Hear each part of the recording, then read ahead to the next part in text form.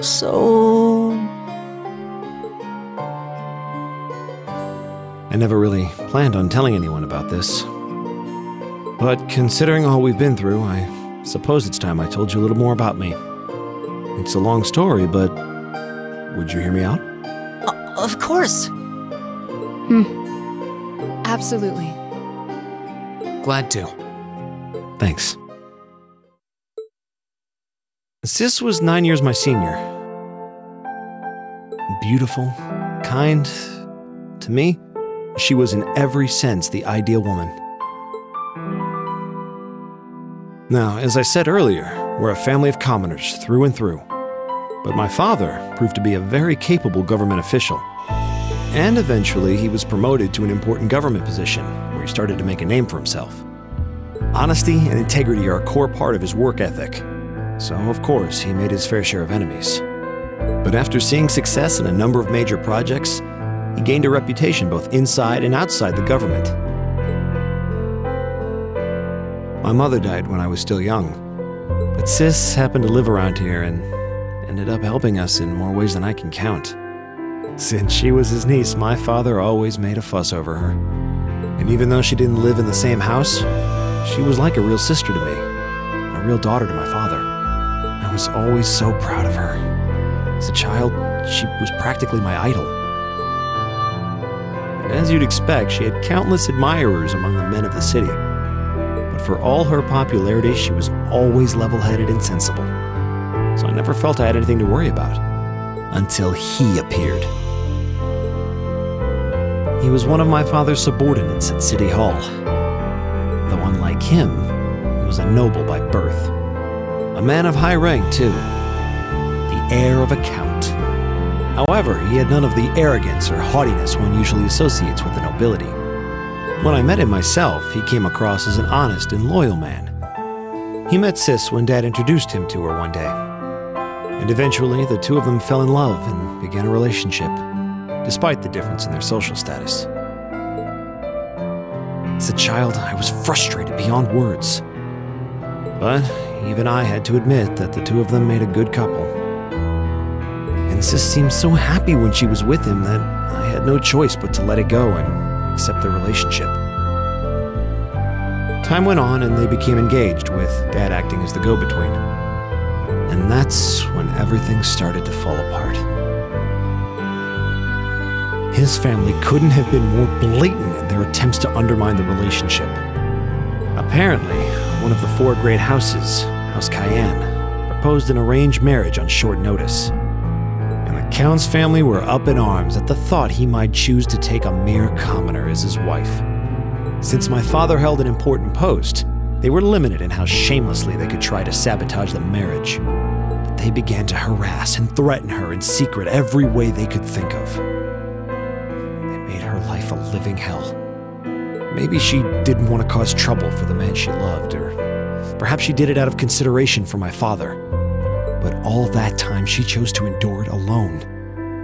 She never discussed it or asked for help. And finally, it became so crushing that she took her own life.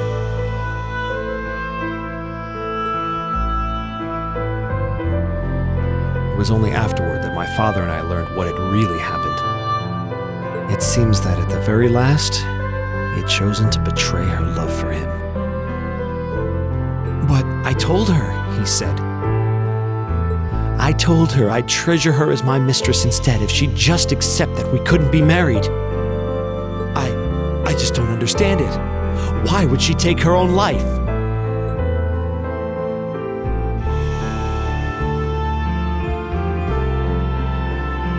After that, my father seemed to redouble his efforts.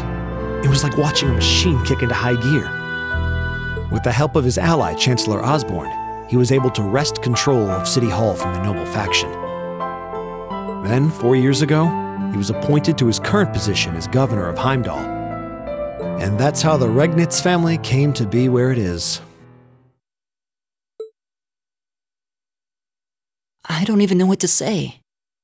So that's why you started hating nobles? Yeah. I was so furious at Sis's death. My hatred needed to be directed at someone. Anyone. First, I blamed her fiancé, then his family, then the family of the Duke who tried to intervene.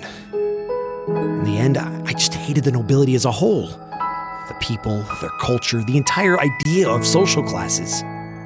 I desperately wanted the strength to win against them, to show how right I was, how wrong they were.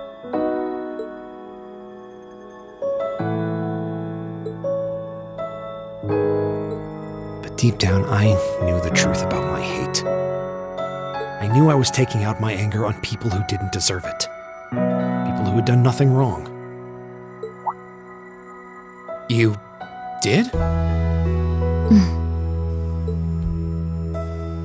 They may be from different social classes, but people are still individuals. Sis's fiancé was faithful to her. He just wasn't strong enough to shield her from all that ugliness, despite his love. And the Count and his family were only acting in their best interests, which is to be expected, really. Ultimately, I've had to acknowledge that not all commoners are good people, and not all nobles are unworthy of respect. Eustace might not have done much to change my opinion. But getting to know you two showed me that there are nobles who live up to that name. Machias. I have no idea how my father feels about all of this, but this is how I've come to feel. I see. You have my thanks. I'm glad you felt you could talk to us about it.